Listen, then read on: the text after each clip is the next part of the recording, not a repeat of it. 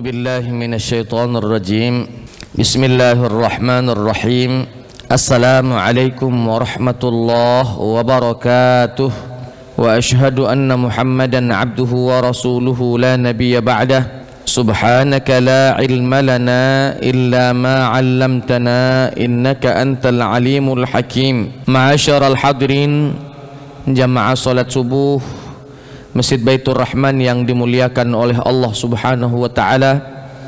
Syukur alhamdulillah, di subuh hari Sabtu ini kembali kita dipertemukan oleh Allah Subhanahu wa taala dalam kondisi sehat walafiat. Salawat beriringkan salam semoga selalu tercurahkan kepada junjungan kita baginda Nabi besar Muhammad sallallahu alaihi wasallam. Bapak Ibu hadirin wal hadirat rahimakumullah, pada 2 pekan yang lalu kita akhiri kajian tafsir kita pada surat Al-An'am, surat Al-An'am ayat 87. Maka di subuh hari ini insyaallah kembali kita akan melanjutkan kajian tafsir kita di surat Al-An'am ayat 88, Al-An'am ayat 89 dan 90. Kalau memang memungkinkan waktu kita sampai Al-An'am ayat 91.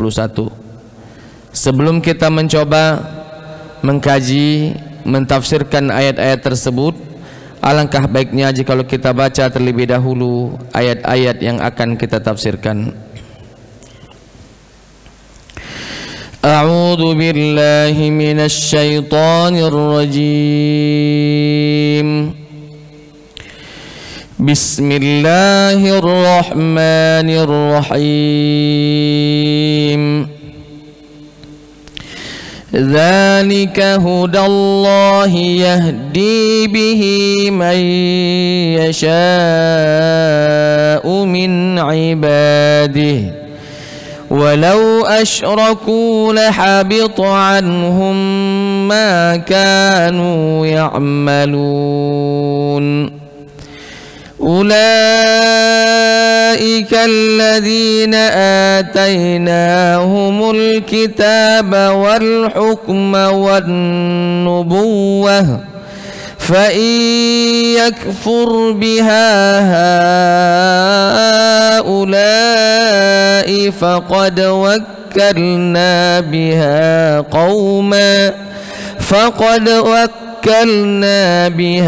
qauman laysu biha bikafirin. Ulaika alladhina hadallah fabihudahu muqtadih. Qul la as'alukum alaihi ajra in huwa illa dzikra lil alamin. Wa ma qadarullaha haqqa qadrihi idh qalu ma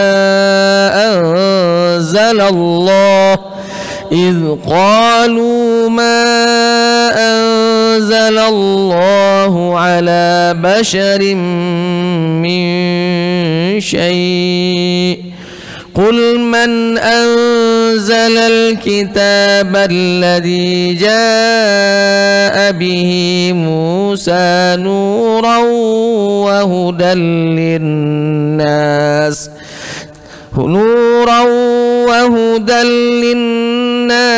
taj'alunahu qaratisa tubdunaha wa tukhfuna katsira wa 'ullimtum ma lam ta'lamu antum wala aba'ukum. Qulillahu thumma dharhum fi khawdihim yal'abun. Ma'asyiral hadirin, jamaah salat subuh Masjid Baitur Rahman yang dimuliakan oleh Allah Subhanahu wa taala.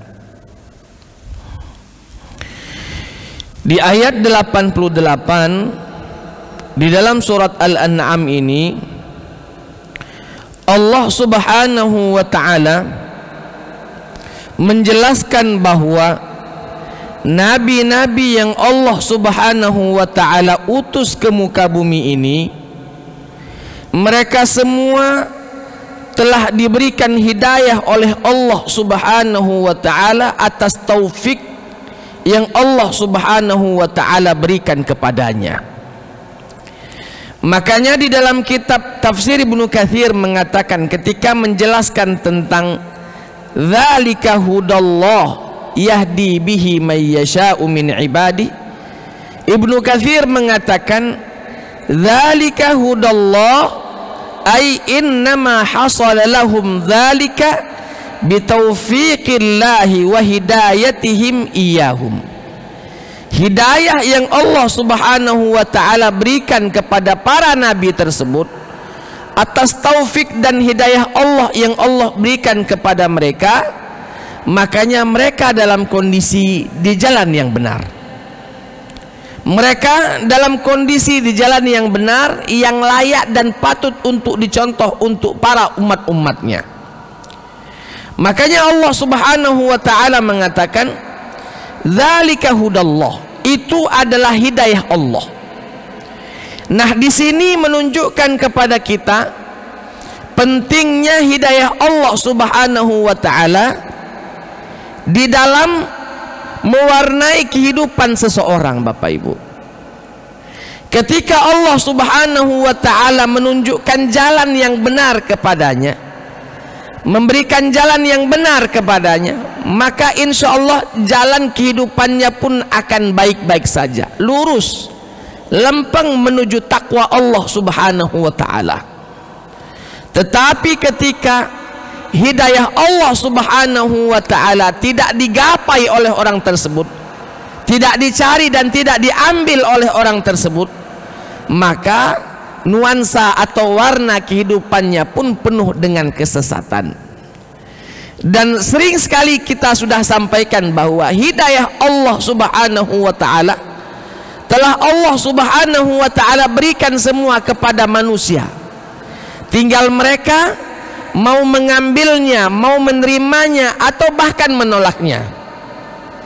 Kita beberapa pekan yang lalu mengatakan bahwa salah satu dari sumber hidayah, salah satu dari inti hidayah adalah Allah Subhanahu wa ta'ala instalkan pada diri kita berupa fitrah. Semua manusia dalam kondisi fitrah, dalam kondisi fitrah ketika dia dilahirkan sampai akil baligh, di jalan yang benar, akidahnya benar, walaupun sebenarnya kadang mereka terwarnai oleh orang tuanya, tapi itu tidak masalah karena sesungguhnya akalnya belum berfungsi dengan baik. Makanya anak-anak kecil yang mati yang tidak beragama Islam, mereka kata Nabi Sallallahu Alaihi Wasallam matinya dalam kondisi mati dalam kondisi fitrah, kecuali kalau dia sudah akil baligh, sudah sempurna akalnya, sudah mampu memikirkan dengan baik, maka ketika mati tidak beragama Islam maka mati kafir dia. Tapi selagi dia masih kecil, belum akil baligh, maka matinya mati dalam kondisi fitrah. Nah, ini modal awal Bapak Ibu. Modal awal kita diberikan hidayah oleh Allah Subhanahu wa ta'ala.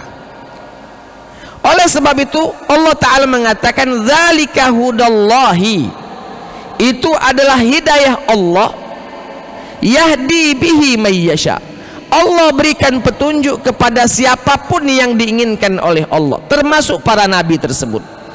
124.000 nabi yang Allah utus ke muka bumi, hanya 25 nabi dan rasul yang dijelaskan dan diceritakan kepada kita. Kesemuanya kata Allah yahdi bihi may yasha, Allah berikan petunjuk kepada siapapun yang diinginkan oleh Allah Subhanahu wa ta'ala. Yahdi bihi may yasha'u min ibadih, walau asyraku, Allah subhanahu wa ta'ala mewanti-wanti, walau asyraku, seandainya mereka melakukan kesyirikan, lahabita anhum ma kanu ya'malun, akan hancur semua bangunan amalnya yang selama ini mereka kerjakan.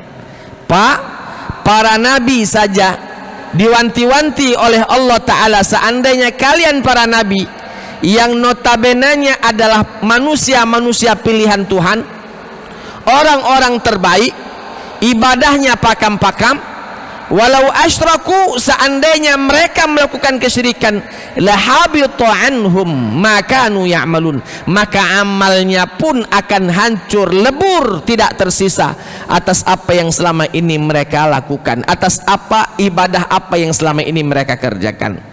Kalau para nabi saja amalannya hancur lebur ketika melakukan kesyirikan, apalagi kita yang notabenanya bukan siapa-siapa.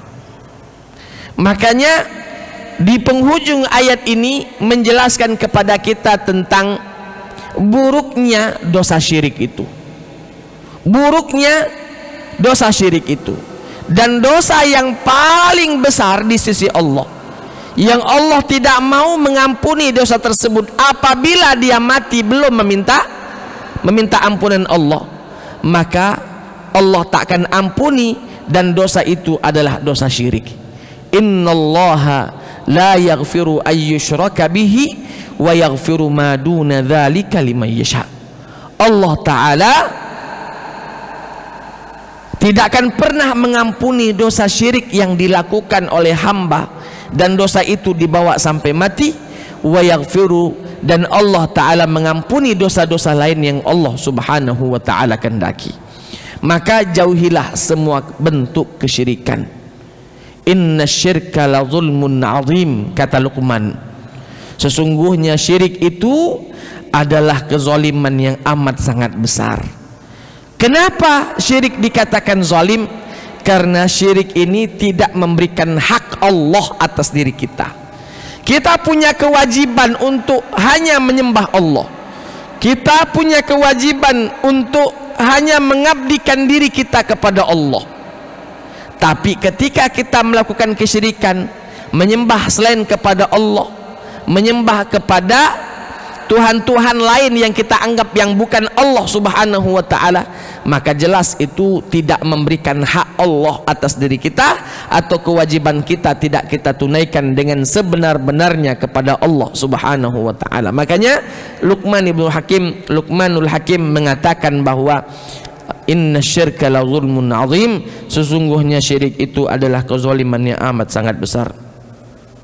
Bapak Ibu hadirin wal hadrat rahimakumullah, para nabi saja diancam oleh Allah, seandainya kalian melakukan kesyirikan, maka akan hancur semua bangunan ibadah yang selama ini kalian kerjakan. Dan tidak satu pun para nabi melakukan syirik. Orang-orang di luar sana mengatakan Nabi Ibrahim alaihissalam pernah melakukan kemusyrikan. Kita katakan tidak. Nabi Ibrahim tidak pernah melakukan kesyirikan, sama sekali tidak pernah. Lalu ketika di dalam ayat menjelaskan ketika Ibrahim alaihissalam proses mencari Tuhan, ya, ketika datang ke satu kaum tersebut menyembah kepada bintang-bintang. Nabi Ibrahim mengatakan, ini mungkin Tuhan kita nih yang paling besar, yang paling terang. Melihat di malam hari ada rembulan yang bersinar, ini Tuhan kita nih. Ketika pagi hari rembulan hilang, kata Nabi Ibrahim, ini bukan, ngilang-ngilang, tidak setuju aku. Tapi melihat matahari yang lebih besar daripada rembulan semalam, lebih terang daripada rembulan semalam, kata Nabi Ibrahim, wahai kaum, mungkin ini Tuhan kita, ini lebih besar, lebih terang. Tapi ketika matahari tenggelam, barulah disampaikan oleh Nabi Ibrahim alaihissalam bahwa apa yang mereka yakini itu tidak sesuai dengan apa yang diyakini oleh Nabi Ibrahim alaihissalam. Artinya apa? Nabi Ibrahim mengungkapkan ABCD tadi, Pak, itu untuk dakwah. Metode dakwah Nabi Ibrahim alaihissalam. Karena kalau langsung divonis ini kafir, ini bid'ah, ini ini begini, ini begitu, maka bisa saja orang berlari dari kita. Bukan hanya berlari, bahkan mungkin kita bisa menjadi musuhnya. Kalau sudah menjadi musuhnya, selesai Pak, bisa dibunuh atau minimal di blacklist gitu. Ustadz itu jangan, tidak sepaham gitu.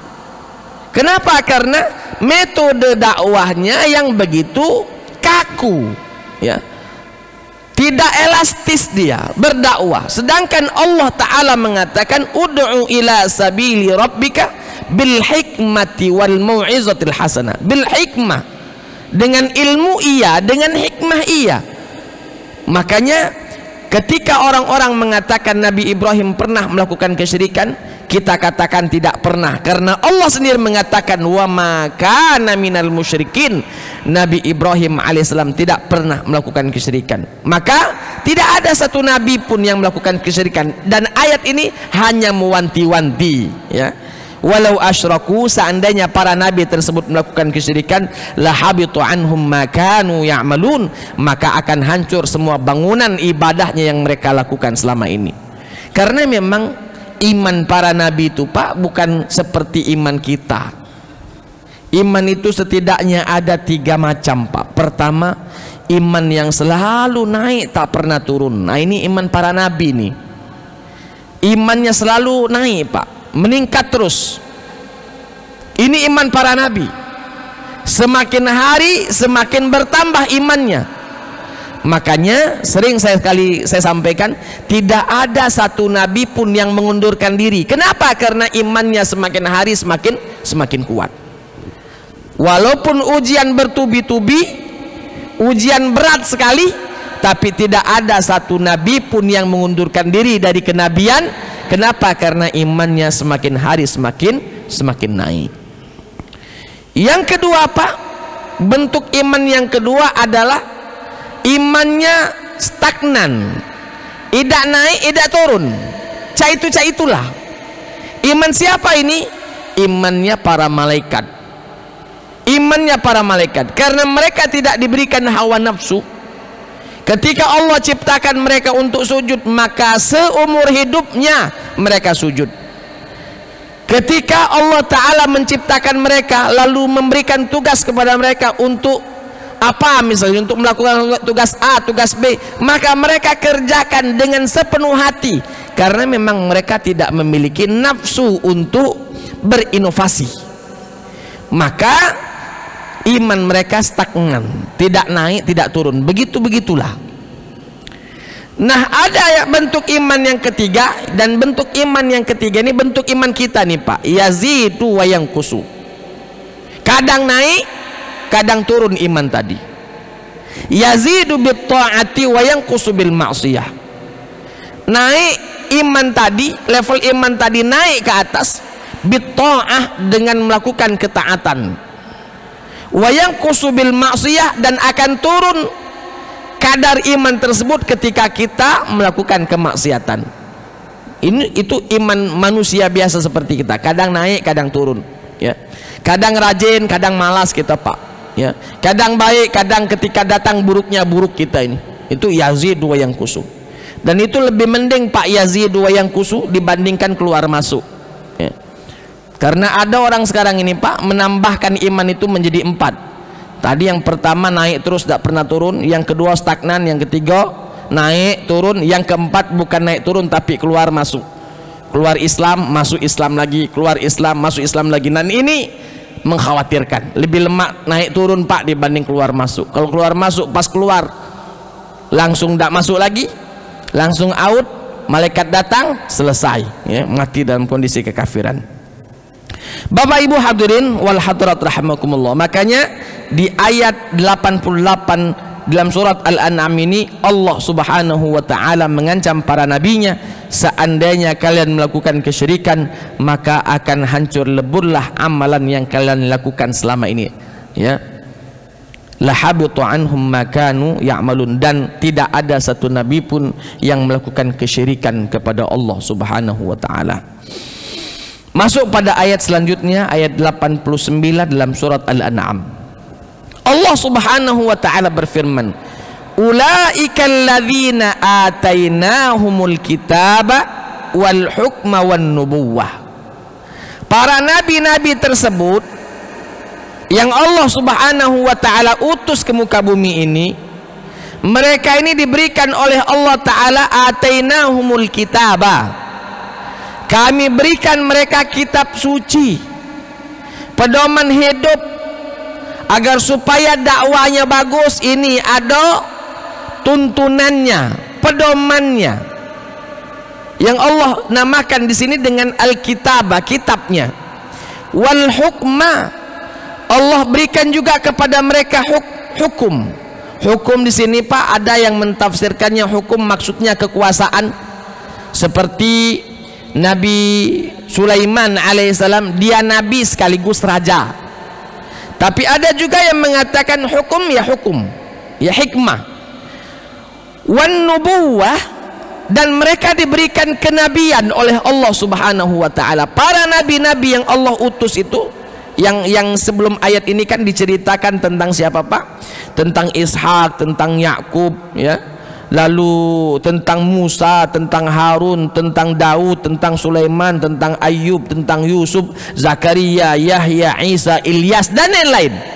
Kata Allah Subhanahu wa taala, mereka itu kami berikan kitab.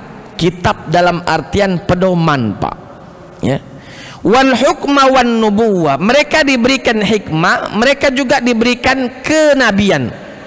Fa iyakfur biha haula, kata Allah taala, seandainya orang-orang musyrik itu tidak mau beriman, menolak keimanannya kepada para nabi tersebut, maka faqad wakkalna biha qauman laisu biha bikafirin, maka kami akan berikan keimanan tersebut pada satu kaum yang mana kaum tersebut tidak akan pernah menolak atau tidak akan pernah bermaksiat kepada nabi tersebut.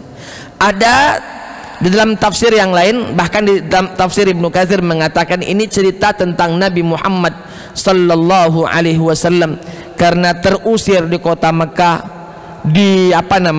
dihina, dicaci, bahkan hendak dibunuh Nabi Muhammad sallallahu alaihi wasallam di kota Mekah. Dakwahnya ditolak mentah-mentah oleh orang-orang kafir Quraisy. Makanya Allah taala mengatakan fa iyakfur biha, apabila mereka tidak mau menerima dakwah Nabi Muhammad, haulai, orang-orang kafir Quraisy tersebut, faqad wakkalna, maka kami akan berikan kepada kauman, kepada satu kaum, laisu biha bikafirin, maksudnya di sini adalah al-muhajirin wal ansar, orang-orang muhajirin, orang-orang asli Mekah yang hijrah ke Madinah, wal ansar, orang-orang ansar, orang-orang asli Madinah yang menolong kedatangan orang-orang muhajirin yang datang dari Mekah.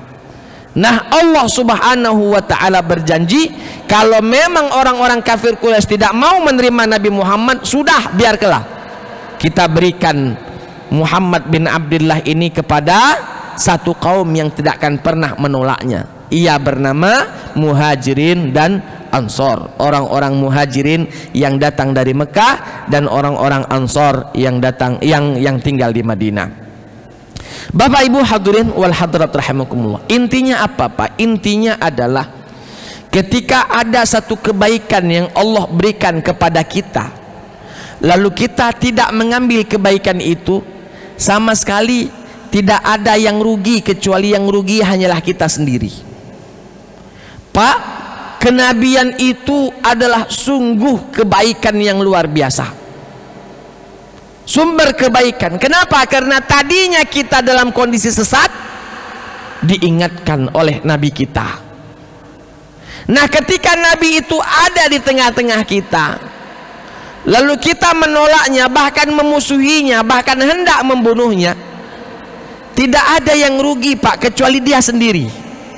Kenapa? Karena ada kebaikan di depan mata, dia tidak menerimanya dengan baik.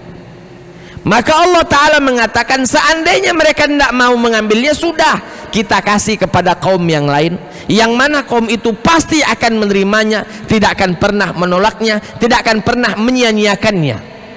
Maka ketika kita diberikan oleh Allah Subhanahu wa Ta'ala kenikmatan, maka ambillah kenikmatan itu dengan sebaik-baiknya. Jangan ditunda-tunda, karena ketika kita menunda satu kebaikan, bisa jadi kebaikan itu adalah kesempatan terakhir kita melakukannya. Contoh Pak, contoh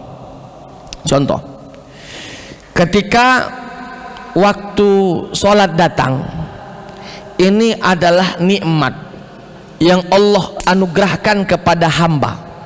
Waktu sholat datang, apalagi kalau dia dengar azan hayya ala sholah, itu nikmat Pak.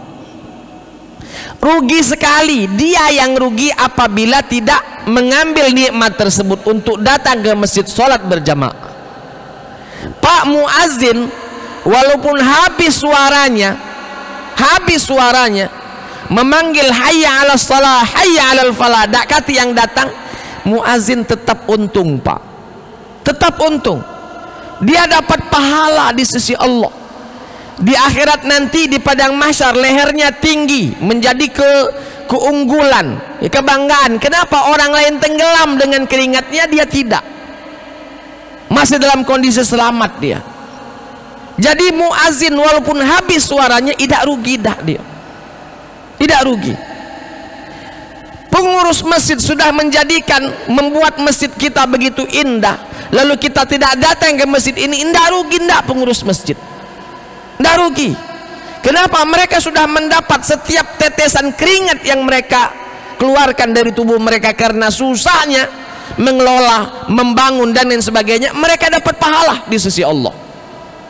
Yang rugi siapa? Kita yang rugi ketika mendengarkan azan, dapat nikmat waktu sholat datang, kita tidak menghampirinya, tidak menjemputnya. Yang rugi kita. Dan siapa tahu itu adalah kesempatan terakhir kita, tapi tidak kita gunakan dengan sebaik-baiknya. Terdengar misalnya suara sholat subuh, hayya ala sholat, as-sholatu khairum minan naum.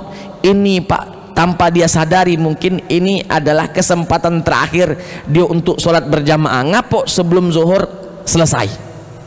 Kita tidak tahu Pak, ajal kapan datang tidak tahu kita. Siapa yang dulu di antara kita, wallahu alam. Yang jelas semua kita sedang mengantri, semua kita sedang mengantri di pintu kematian tersebut. Nabi mengatakan al-mautu babun wa kullun nasi dakhiluhu. Kematian itu diibaratkan pintu, setiap manusia pasti akan masuk ke dalam pintu kematian. Artinya kita semua ini sedang ngantri, sedang ngantri. Siapa yang duluan tiba waktunya, laju, tidak pacak nak mundur.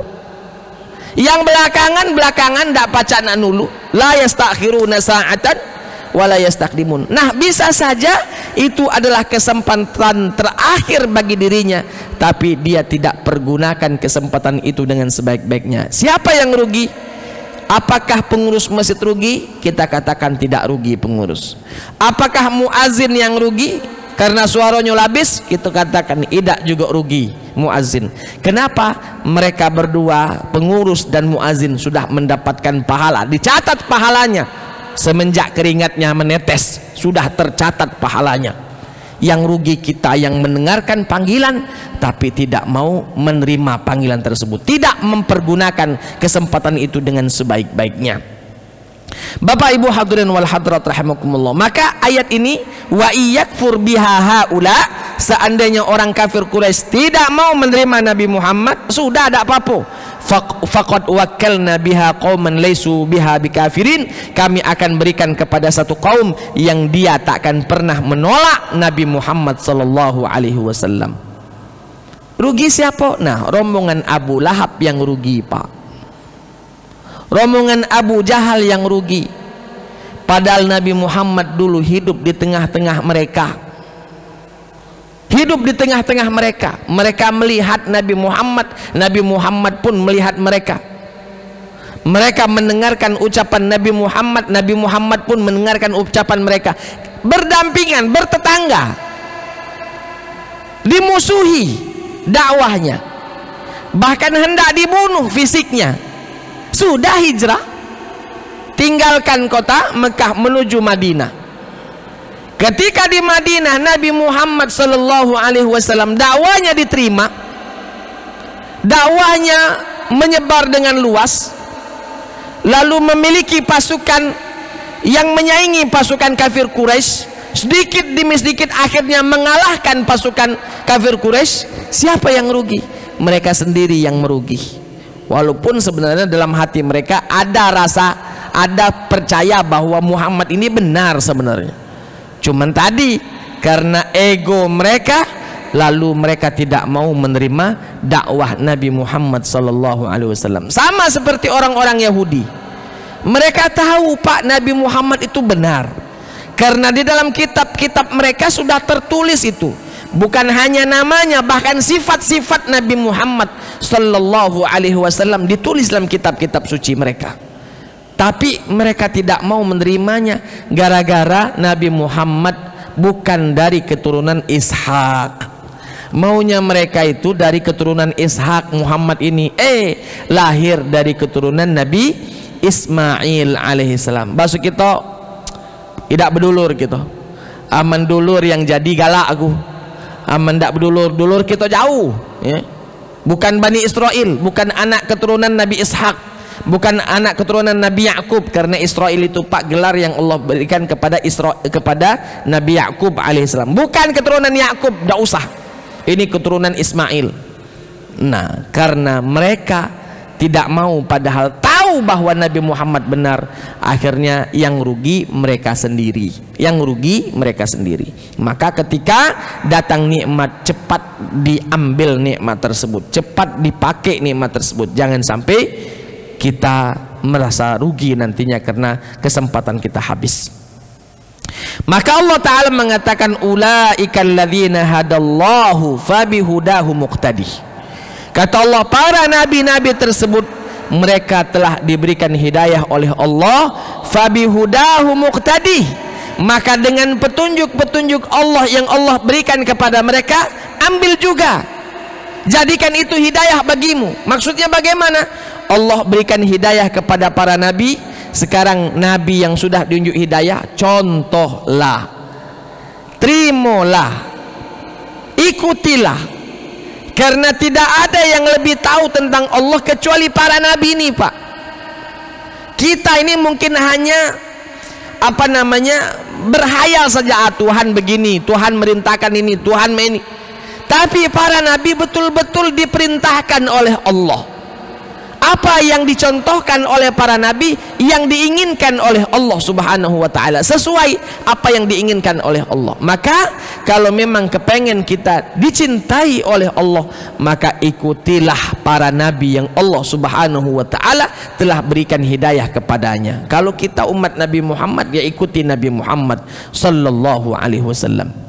Dalam Al-Quran Allah berfirman, qul in kuntum tuhibbunallaha fattabi'uni yuhibbukumullah. Seandainya ya kalian betul-betul mencintai Allah dan kepengen cinta kalian kepada Allah berbalas, Allah juga mencintai kalian, ada syaratnya. Apa syaratnya? Fattabi'uni, ikutilah aku. Apa perintahku gawe ke, apa yang kularang tinggal ke, apa yang kulakukan ikuti. Fattabi'uni yuhibbukumullah, maka Allah Ta'ala akan membalas cintamu kepadanya, supaya cinta kita tidak bertepuk sebelah tangan. Karena Pak, kalau orang ditanya cinta tidak dengan Tuhan, cinta tidak dengan Allah, jawabannya pasti, orang yang beriman pasti mengatakan cinta kepada Allah, cinta kepada Allah. Hanya saja kadang hanya di mulut mengucapkan cinta, tapi perintah-perintahnya tidak ditunaikan, larangan-larangannya senantiasa dikerjakan. Ini cinta yang bohong ya, cinta bohong itu namanya, cinta palsu. Bapak Ibu, maka kata Allah, ulaikal ladzina hadallah, mereka itu yang Allah berikan hidayah kepada mereka, fabihudahu muqtadih, dengan hidayah tersebut ambillah dan contohlah. Pak, 1400 tahun yang lalu Nabi Muhammad telah meninggalkan kita. Ya. Lalu bagaimana Ustadz kita nyontohnya? Pak, memang Nabi secara fisik sudah tidak terlihat lagi di mata kita karena beliau sudah wafat 1400-an tahun yang lalu. Tapi di sana sini banyak buku-buku yang menceritakannya.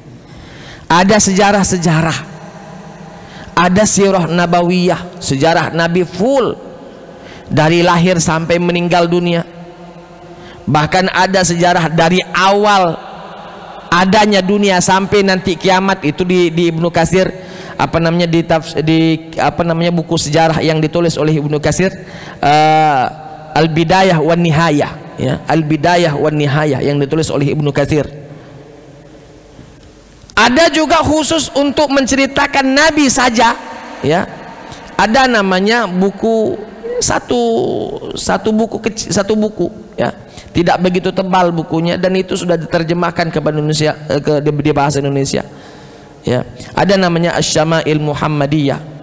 Itu menjelaskan tentang fisik Nabi, sifat-sifat Nabi, kebiasaan yang Nabi SAW biasa lakukan.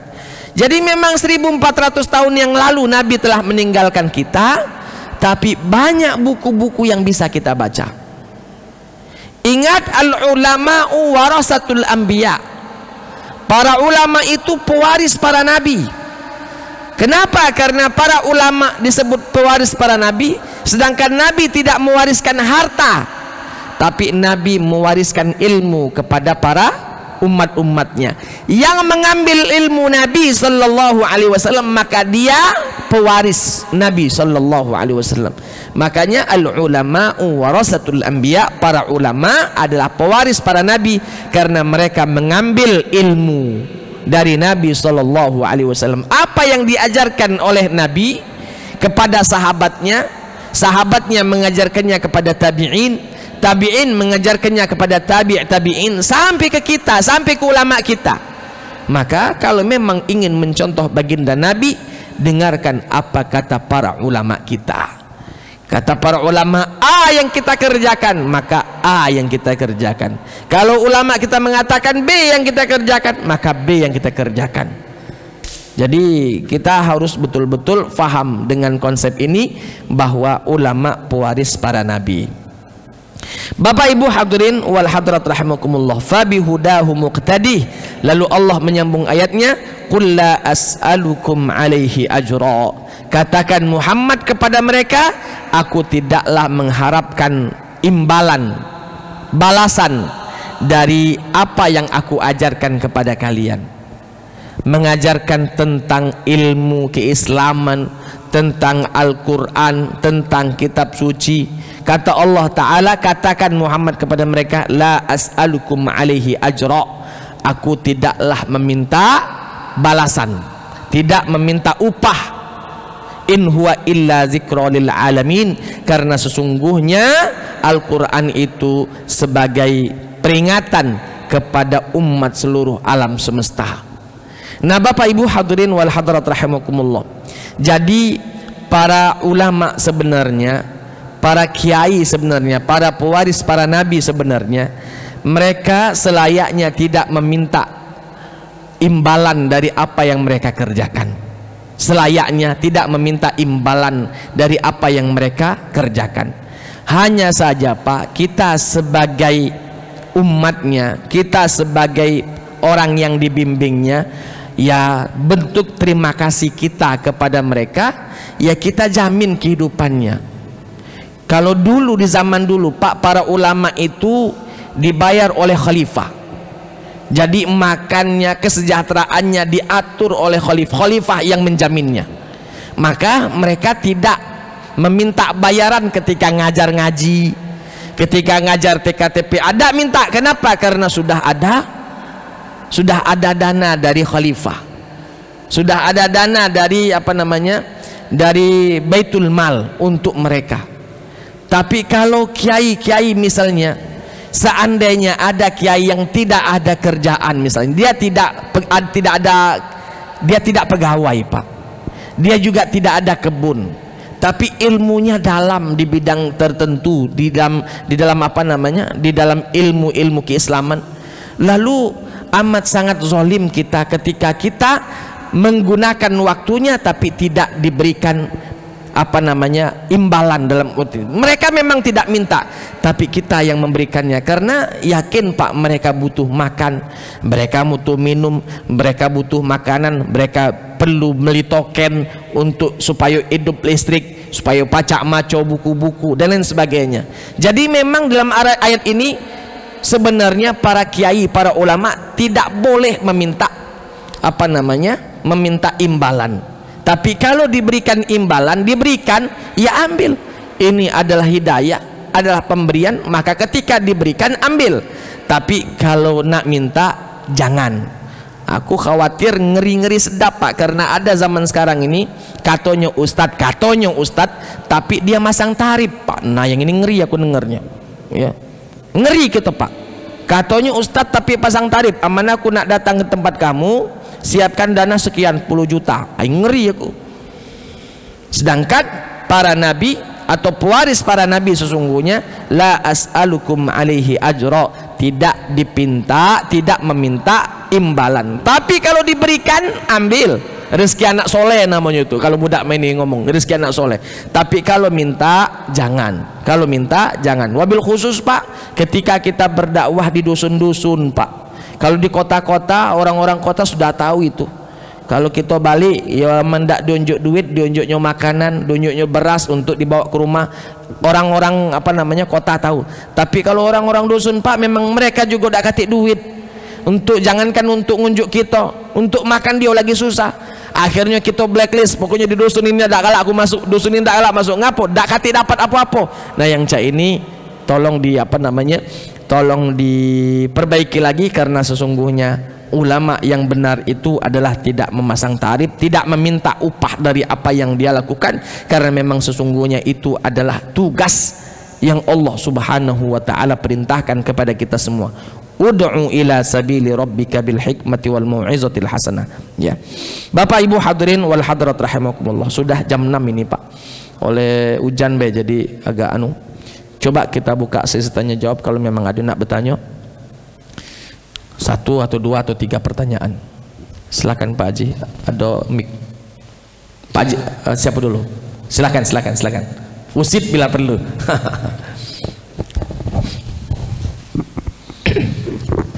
Assalamualaikum warahmatullahi wabarakatuh. Assalamualaikum warahmatullahi wabarakatuh. Terkait Al-An'am 88 tadi kan dikatakan Allah memberi petunjuk kepada siapa yang dikehendakinya. Jadi artinya memang petunjuk itu spesifik diberikan oleh Allah kepada orang-orang yang Dia kehendaki. Bahkan saya sering baca terjemah di Al-Quran itu banyak ayat-ayat yang mengatakan bahwa paman saat kamu ingin mengambil jalan menuju Tuhanmu, tetapi tidaklah kamu bisa menempuh jalan itu kecuali atas izinku. Mungkin pertanyaan yang paling penting ini artinya agar kita ini tidak tahu. Bisa jadi kita mengklaim diri kita orang yang baik, orang yang alim gitu, tapi kita tidak mendapat petunjuk gitu. Nah, mungkin Pak Ustadz ada enggak mungkin prakondisi atau syarat-syarat atau keadaan yang menggiring kita agar selalu mendapat petunjuk dan keridhaan Allah Subhanahu wa taala? Karena saya juga kadang patut khawatir jangan-jangan kita ini enggak dapat petunjuk, ini bukan orang yang dipilih oleh Allah. Terima kasih. Assalamualaikum warahmatullahi wabarakatuh. Assalamualaikum warahmatullahi wabarakatuh. Baik Pak, kita jawab dulu ya. Baik.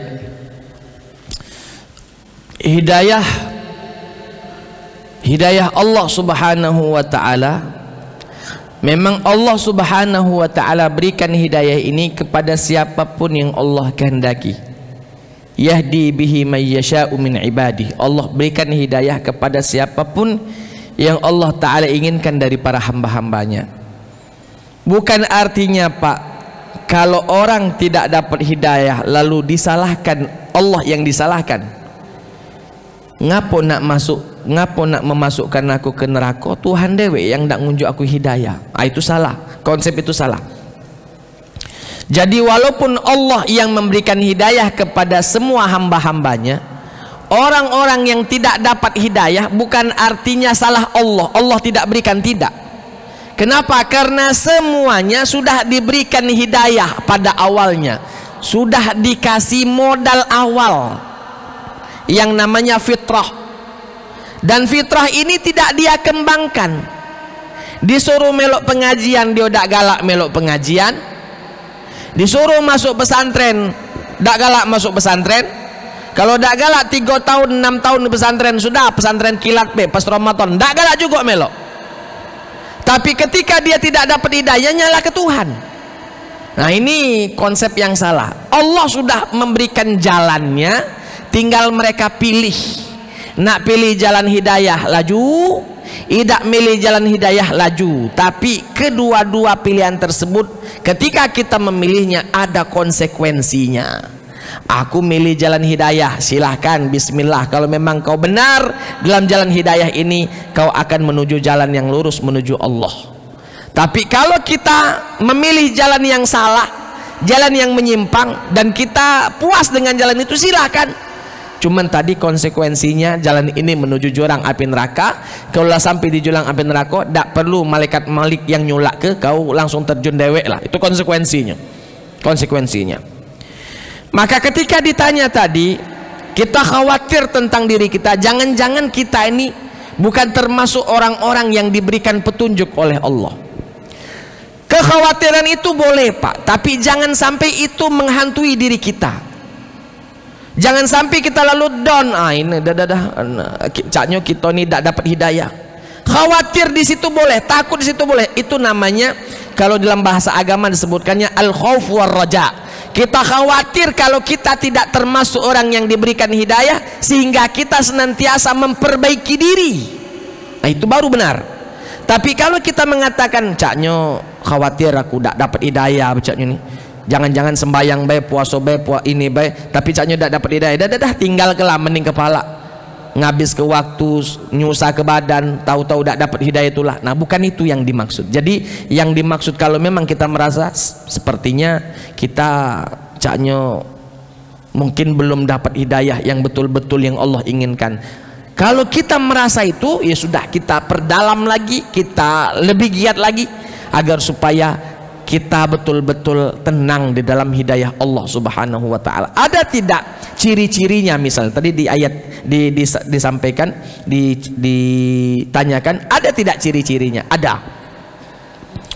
Ciri-cirinya pertama, orang yang dapat hidayah itu dia senantiasa menggantungkan dirinya kepada Al-Quran dan Sunnah. Menggantungkan dirinya pada Al-Quran dan Sunnah. Dia tidak mau macak-macak bahasa kita. Ada dalilnya, udah ada. Mana? Ini Al-Quran, ini hadis, oke. Dan insya Allah itu lebih aslam, lebih lebih selamat dibandingkan orang-orang yang hanya mengandalkan logikanya. Karena akal ini Pak terbatas, Pak.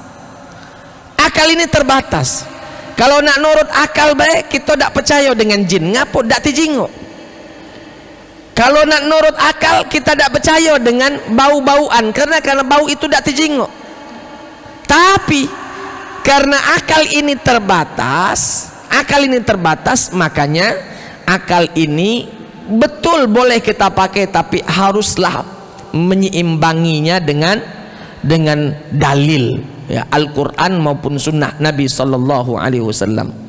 Nah, ketika kita berbicara tentang Al-Quran dan Sunnah, bukan artinya pembicaraan atau kaul-kaul para ulama ditinggalkan, tidak Pak. Karena Al-Quran datang yang menjelaskannya hadis Nabi, Sunnah. Nah, hadis Nabi ini kita tidak baca langsung melahapnya. Ada pensyarahnya, ada yang menjelaskannya. Siapa yang menjelaskannya? Para ulama, ya, para ulama dari sahabat-sahabat Nabi, dari tabi'in, dari tabi'in sampai ulama kita sekarang. Tinggal kita lihat cocok tidak apa yang disampaikan oleh ulama kita tentang Al-Quran dan Sunnah. Kalau cocok dengan Al-Quran, ambil. Kalau tidak cocok dengan Al-Quran dan Sunnah, maka cari pendapat yang lain. Jadi ciri pertama orang mendapatkan hidayah di jalan yang benar adalah dia menggantungkan dirinya pada Al-Quran dan Sunnah Nabi Sallallahu Alaihi Wasallam serta ucapan-ucapan para ulama yang yang sesuai dengan Al-Quran dan Sunnah Nabi Sallallahu Alaihi Wasallam. Itu satu. Yang kedua, ciri orang-orang yang mendapatkan petunjuk oleh hidayah oleh Allah, Allah Subhanahu wa Ta'ala menjadikan hamba tersebut semakin hari semakin dekat kepadanya, semakin taat, semakin taat. Karena ada orang, Pak, dia merasa sudah dapat hidayah, akhirnya enjoy, nyantai baik, nyantai baik. Ah, itu sunnah, kalau sunnah tidak perlu dikerjakan. Nah ini yang dikhawatirkan. Seharusnya dia tahu kan mana wajib, mana sunnah. Yang wajib jangan tanya karena kewajiban. Yang sunnah dia semestinya kerjakan karena dia ingin lebih dekat lagi kepada Allah. Berapa banyak orang yang berilmu, Pak, mohon maaf, ketika urusan sunnah dia tinggalkan. Ditanya ngapo, Pak, tidak digawe ke? Ah, waya-waya sunnah. Sunnah kan tidak digawe ke juga tidak apa-apa. Nah yang cak ini dikhawatirkan dia merasa dalam hidayah padahal dia sedang sedikit demi sedikit keluar dari hidayah. Kenapa? Dia menyepelekan sunnah Nabi Sallallahu Alaihi Wasallam. Jadi ketika orang lebih dekat kepada ciri-ciri orang yang mendapatkan hidayah Allah, tiap hari dia semakin baik. Walaupun itu sunnah dia hidupkan, yang dia kerjakan bukan wajib-wajib saja, tapi yang sunnah-sunnah pun dia kerjakan, yang sunnah-sunnah pun dia kerjakan. Nah Bapak Ibu hadirin wal hadirat rahimakumullah, nah itu ciri-ciri sekilas kalau kita dalam kondisi dalam hidayah atau di luar hidayah Allah Subhanahu wa Ta'ala. Dan mudah-mudahan kita semua termasuk orang-orang yang diberikan petunjuk oleh Allah Subhanahu wa Ta'ala. Silakan Pak, silakan. Assalamualaikum warahmatullahi wabarakatuh. Assalamualaikum warahmatullahi wabarakatuh. Ini yang mau saya tanyakan masalah perkara syirik, Ustaz. Masalah syirik. Ya. Tadi kan Ustaz jelaskan bahwa syirik itu tidak ada dosa yang tidak termaafkan kecuali dia bertobat. Ya. Misalnya Ustaz, kalau aku begawi, aku dapat duit, apakah itu termasuk syirik, Ustaz? Baik, itu saja, Ustaz. Assalamualaikum, Ustaz. Waalaikumsalam warahmatullahi wabarakatuh. Kalau memang pendapat dia, kalau aku tidak begawi, tidak makan, dan dia yakini apa yang dia ucapkan tersebut betul-betul dia yakini tanpa ada penjelasan lagi, Pak, ya, maka itu syirik. Tapi kalau dia mengucapkan tidak begawi aku ini, tidak makan aku kalau tidak begawi, dijelaskan ngapo kok ngomong cak itu? Iyalah ngapo, karena kalau tidak begawi tidak dapat gaji, kalau tidak dapat gaji tidak dapat main, dapat. Dia tidak menjelaskannya dengan rinci sebab kenapa dia tidak makan. Nah itu baru benar. Tapi kalau dia mengatakan saya yakin betul aman aku tidak begawi, tidak makan aku, nah yang ini asli dia syirik. Kenapa? Karena seakan-akan yang memberikan rezekinya adalah dia sendiri, padahal huwar raziqu, Allah Ta'ala lah yang memberikan rezeki. Kita, Pak, walaupun duduk-duduk saja, kalau Allah ingin memberikan rezeki kepada kita, datang insya Allah. Karena tidak ada yang tidak mampu bagi Allah Subhanahu wa Ta'ala. Jadi ucapan seperti itu kita harus memperjelas dulu. Maksud kau tidak makan kalau tidak begawi apa? Ya mak manu Ustaz, tahulah dewek ini secara logika baik Ustaz. Ngapo? Kita kan pacak makan amanado beras, yo. Kita bukan petani, jadi nak dibeli beras tuh, yo. Nah kalau nak beli beras bukannya makai daun, Ustaz, makai duit. Duit itu bukan kita nyetak dewek, dapat dari bos kita. Jadi nak begawi dulu. Kalau itu berarti menunjukkan dia menjelaskan proses. Itu baru tidak apa-apa, ya tidak apa-apa. Tapi kalau langsung meyakini pokoknya tidak makan kalau tidak begawi, asli sumpah lah tidak makan aman tidak begawi, nah yang cek itu asli dia termasuk orang-orang yang masuk ke dalam bab syirik itu. Bab syirik itu kenapa? Karena dia meyakini bahwa ada zat yang mampu memberikan dia rezeki selain Allah, yaitu apa? Gawiannya. Ya, jadi ucapan-ucapan seperti itu harus diperjelas. Tidak bisa juga langsung kita keras, koni syirik, itu tidak jadi, Pak. Logika harus main. Maka kita tanya, ngapa kok ngomong cak itu? Nah, jadi tidak boleh dikeraskan langsung dikatakan, nah itu syirik, tidak boleh. Syiriknya itu tidak boleh. tidak juga dibenarkan. Dan kita juga tidak boleh mengatakan iya betul tidak makan kalau kamu tidak begawi. Jadi kita tetap harus mempertanyakan terlebih dahulu, minta kejelasan. Bahasa kita tabayun, ngapo kok ngomong cak itu. Nah, kalau sudah dijelaskan sejelas-jelasnya dari orang yang membicarakan itu, baru kita bisa memastikan ini bentuk syirik yang dia lakukan atau mungkin dia ingin menceritakan tentang proses mendapatkan makanan. Wallahu a'lam bishawab. Ustaz, siko Ustaz. Mana nih? Ada doa, oh, ya. Ada doa ada supaya kita terhindar dari syirik Ustaz? Ada doa tidak? Ada. Ada. Di dalam sebuah hadis Nabi, Rasul Shallallahu Alaihi Wasallam mengatakan, pertama ya, ini doa pertama, Allahumma inna ala dzikrika. Kalau kita sendiri, Allahumma inni ala dzikrika wa syukrika wa husni ibadatik. Husn ibadatik, sebaik-baik hamba, dan sebaik-baik hamba itu artinya tidak melakukan syirik. Kalau syirik berarti bukan sebaik-baik hamba, karena seburuk-buruk hamba orang yang melakukan syirik. Jadi baca doa itu, Allahumma a'inni ala dzikrika, ya Allah tolong aku untuk selalu mengingatmu. A'inni ala dzikrika wa syukrika, dan syukur atas nikmat-nikmatmu, wa husni ibadatika, menjadi hamba terbaikmu. Kalau hamba terbaik berarti bukan orang-orang yang melakukan kesyirikan. Di hadis yang lain Nabi Shallallahu Alaihi Wasallam mengajarkan doa ya, Allahumma inni a'udzubika minasyirki wasyakki. Kalau kita lagi tawaf itu Pak, kita baca itu Allahumma inni a'udzubika minasyirki wasyakki.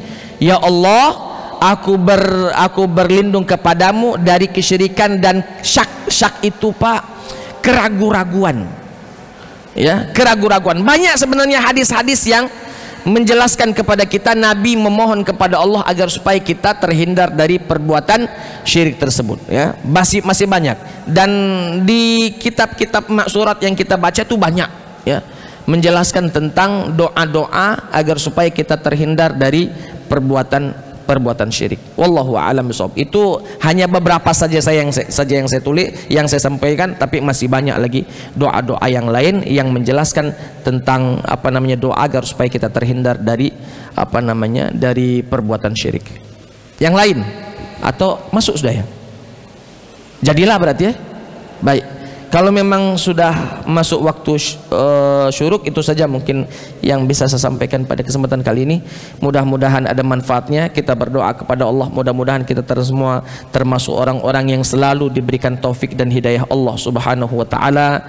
Kita dijadikan hamba-hamba terbaik Allah, dilindungi dari perbuatan syirik besar maupun syirik kecil, dan kita mudah-mudahan selalu dibimbing oleh Allah sampai ajal menjemput diri kita, dan ketika ajal pun menjemput, mudah-mudahan kita mati dalam kondisi husnul khotimah. Itu saja, terima kasih. Hadanallahu wa iyyakum ajma'in. Assalamualaikum warahmatullahi wabarakatuh.